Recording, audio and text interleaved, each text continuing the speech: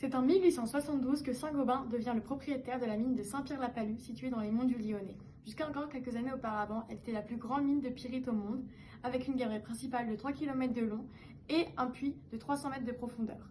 Elle permettait l'extraction du soufre afin de fabriquer de l'acide sulfurique, permettant de fixer presque toutes les couleurs sur les tissus nécessaires à la mine tisserand de Lyon.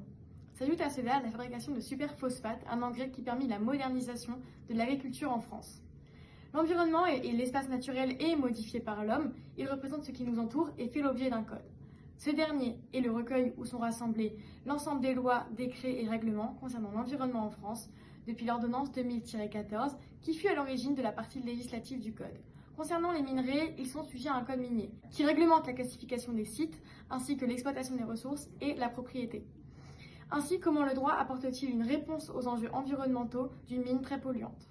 En principe, tout dommage causé à l'environnement par des activités professionnelles doit être réparé par ceux qui l'ont causé.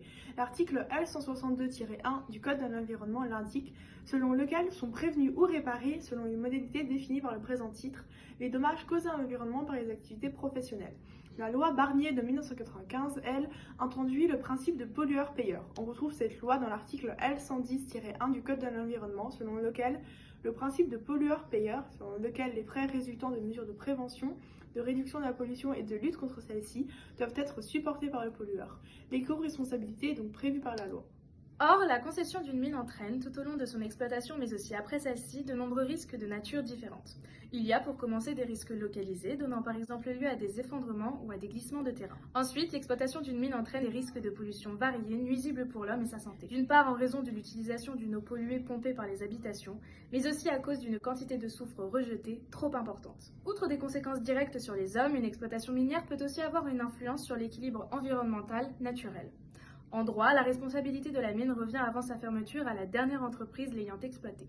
L'entreprise reste responsable après la fermeture de celle-ci pendant un certain laps de temps, à la suite duquel la mine redevient propriété de l'État. Les responsables sont quant à eux contraints de réparer les dommages causés par la concession d'une mine. Après l'arrêt de la concession du site minier, c'est donc l'État et son administration qui en sont responsables. En effet, la responsabilité est transférée dans le temps depuis 2018 suite à l'article L132-13 du Code minier, qui impose une obligation de travaux par l'exploitant afin de transférer la mine à l'État. Ainsi, les services publics comme la commune à l'échelle locale ou les préfets peuvent par la suite reconnaître et agir sur les intérêts de la mine. Par exemple, suite à l'arrêté préfectoral du 3 juin 2019, le traitement des eaux usées de la mine est organisé sur le territoire de 15 communes.